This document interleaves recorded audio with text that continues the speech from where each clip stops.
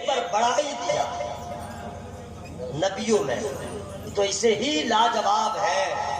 اب لاجواب کی جماعت میں بھی اللہ تعالیٰ نے بعض کو بعض پہ فضیلت دے دیا۔ جی، کسی کو کتاب عطا کیا، کسی کو صحائف عطا کیا، کسی کو کوئی کمال دیا، کسی کو کوئی کمال دیا۔ ایک کمال میں آپ کو بتاؤں گا، فری میں نہیں بتاؤں گا، پہلے خرچہ کیجیے۔ کیا چیز؟ انرجی۔ پہلے سبحان اللہ بولیے تب بتاؤں گا۔ ایک ایسے نبی گزرے ہیں جن کے دست مبارک میں اتنا بڑا کمال، اتنا بڑا کمال۔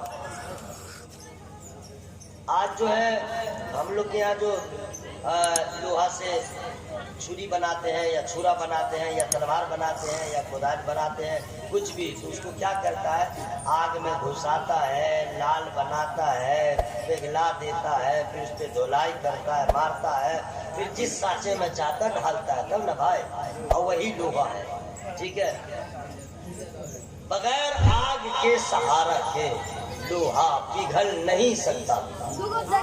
ہے کوئی ایسا ذریعہ نہیں؟ آگ میں ڈالو، آگ اسے موم کی طرف پگھلا دے۔ لیکن حضرت داؤد علیہ السلام کے دست مبارک میں اللہ تعالیٰ نے وہ کمال عطا فرمایا کہ لوہا کو چھوتے تو موم ہو جاتا ہے۔ کیا کمال اللہ نے بخشا، کیا کمال بخشا! یعنی ہر نبی کو اللہ تعالیٰ نے ایسا ایسا کمال عطا فرمایا ہے جس کا کوئی جواب نہیں۔ پھر اللہ فرماتا ہے بعض نبیوں میں ہم نے ایک کو ایک پہ فضیلت دیا۔ مطلب یہ ہے کہ یہ ایمان ہونا چاہیے سارے انبیاء لاجواب ہیں، سارے انبیاء۔ چونکہ ہمارے سامنے بزرگ حضرات بیٹھے میں اس لیے زیادہ ان کو میں ٹچ نہیں کروں گا، ادب کے خلاف ہے۔ ہاں، بس آپ شامل رہیں تاکہ پتہ چل جائے سارے انبیاء لاجواب ہیں۔ لیکن تمام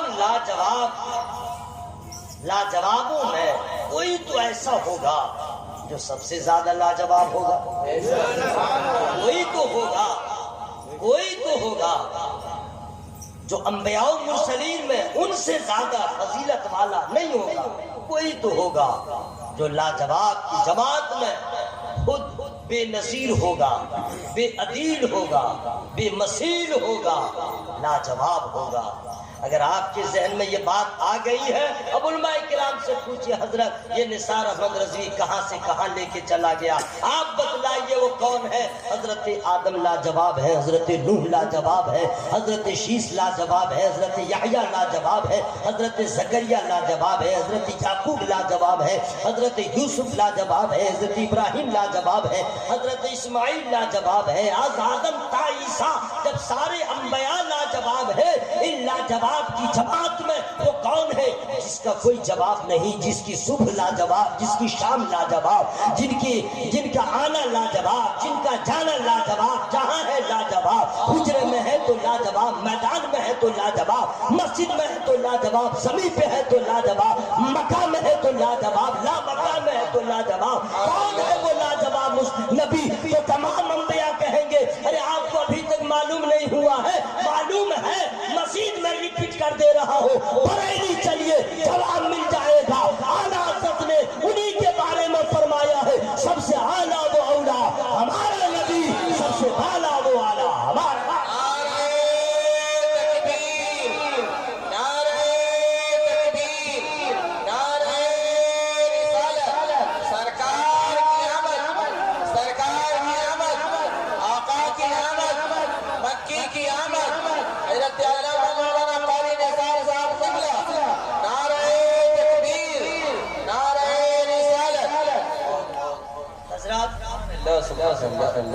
گزارش کروں گا، آپ لوگ محترم ہیں، معظم ہیں، بزرگ ہیں، میں تو آپ کے سامنے چھوٹا ہوں، ایک گزارش کر رہا ہوں، اگر آپ لوگ کو سہمت نہ ہو، چاہتے ہیں کہ آج کی رات مصطفیٰ کے نام، انہی کی محبت میں آپ سے گزارش کروں گا، ایک اچھا ماحول بنا ہوا ہے، یہ نہیں کہ میں بنا رہا ہوں، ایسا کچھ نہیں، آپ لوگ ماشاءاللہ اچھے ہیں، اچھے ہی رہیں گے انشاءاللہ۔ میں چاہتا ہوں کہ اس بزم کا جو تقاضا ہے، اس کے جمال میں مزید اضافہ ہو جائے اس لیے تھوڑی سی آپ لوگ زحمت گوارا کریں، کرسی لے کر کے آپ لوگ پلیز ذرا قریب آ جائیں۔ سبحان اللہ سبحان اللہ، کرسی لے کر کے قریب آ جائے، آپ لوگ جو ہے ذرا قریب آ جائے آ جائے آ جائے، قریب آ جائے، وہاں پہ ہٹ جائیے، کہیں سناٹا ہے، کہیں سانپ اوپ آ جائے۔ ہاں کنارے میں سانپ بھی رہتا ہے نا، بیچ میں نہیں آئے گا، ادھر چلے آئیے آئیے، آپ لوگ اس طرح پڑے ہوئے ہیں، آپ لوگ کو تکلیف نہ ہو، ماشاء اللہ۔ سب سے اعلیٰ و اولا، سب سے بالا و اعلیٰ، اپنے مولا کا پیارا، دونوں عالم کا دولہا۔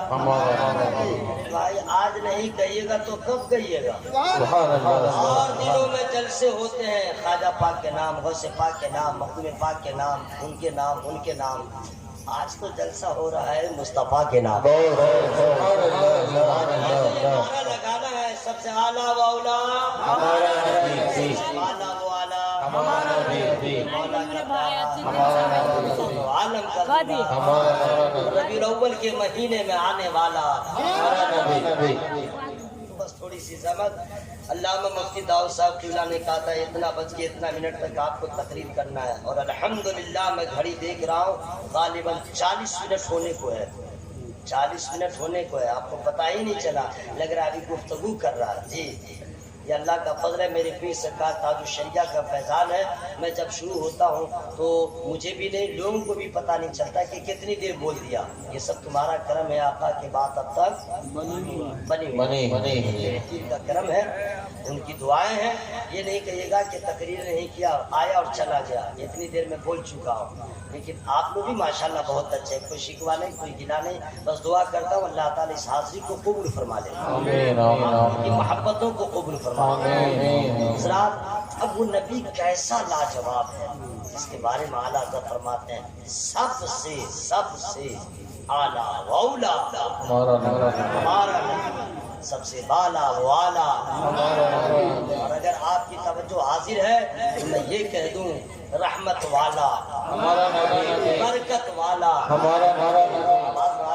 حضرات میں چونکہ اس رات میں شب نور میں جب میں گفتگو کرتا ہوں تو سمجھے کہ ایک الگ رنگ رہتا ہے، سمجھ گئے، الگ میں سرکار کی بات ہو رہی ہے جناب، کیا کہنے، سرکار مدینہ صلی اللہ علیہ وسلم کے ہم لوگ غلام، انہی کا کلمہ پڑھ کے پھر ان کے نام کا ڈنکا نہ بجائے، ان کے نام کا پرچم نہ لہرائے تو پھر کس کے نام کا؟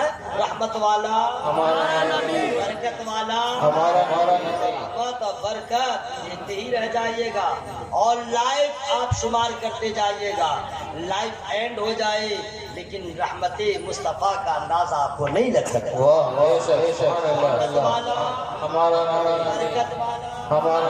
آئیے انبیاء و مرسلین اللہ تعالیٰ نے جو پیدا فرمایا، مقصد یہ تھا کہ لوگوں کی ہدایت کے لیے آپ تشریف لے جائیں۔ لوگ کرتے کیا تھے، اپنے ہاتھ سے ستو دھولتے، ستو کا کی مورتی بنا لیتے، پھر اسی کو پوجا پاٹ شروع کر دیتے، بھوک لگتی تو کھا جاتے۔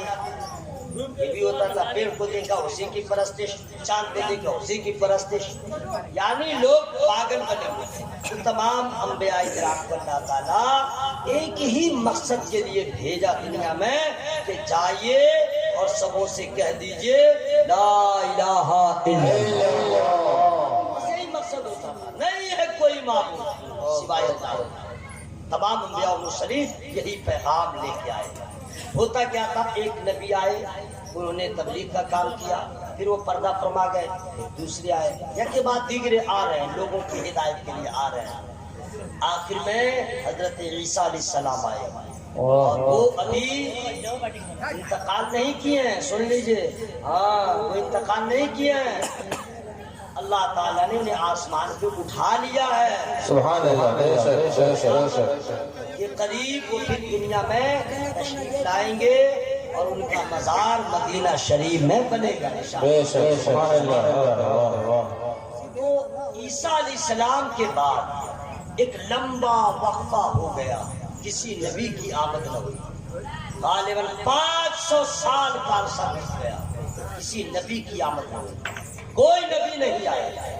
चूंकि अंबिया मुरसलीन जब आते तो लोगों को समझाते तो लोग ठीक हो जाते, लेकिन इतना लंबा वक्फा हो गया, किसी नबी की आमद न हुई। इस बीच में कोई कायद न मिला, कोई रहनुमा न मिला, कोई पेशवा न मिला, कोई समझाने वाला न मिला, कोई हक बताने वाला न मिला, और इस कदर गुमराह हो गई और इस कदर अपने आप को तबाही बर्बादी के तिहाने पे पहुंचा दिया जिसका आपको अंदाजा नहीं होगा।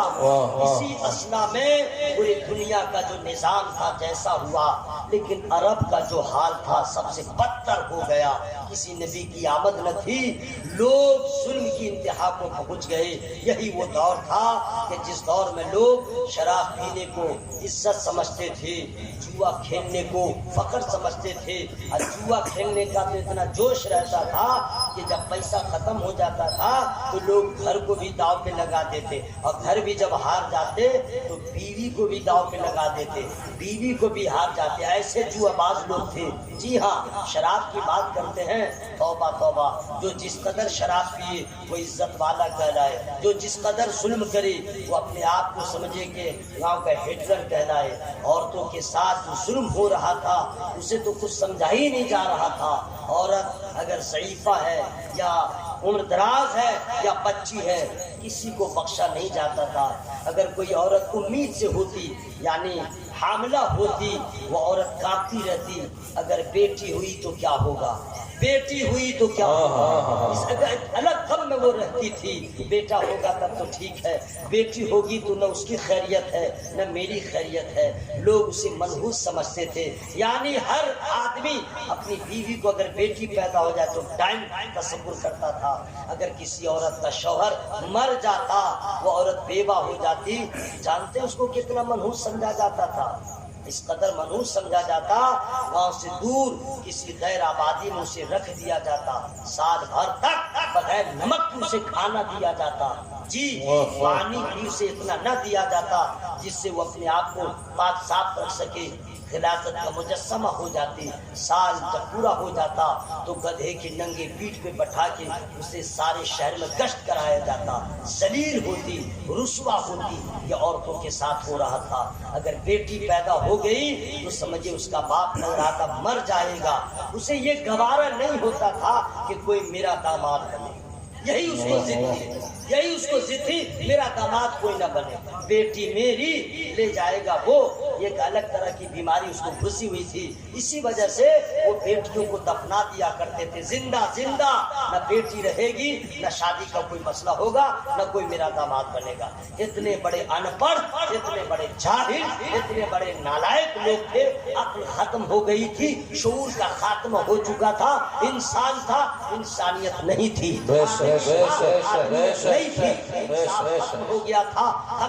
हक के ऊपर जो है पर्दा पड़ा हुआ था। कोई जिधर देखो जुल्म है, जिधर देखो तबाही है, जिधर देखो बर्बरियत है, जिधर देखो तशद्दुद है। ऐसे आलम में हजरात बेटियां अगर पैदा हो जाती, कैसे संग दिल बाप होते थे जो खुद से गड्ढा खोदते और खुद से अपनी बेटी को उसमें दफन कर देते।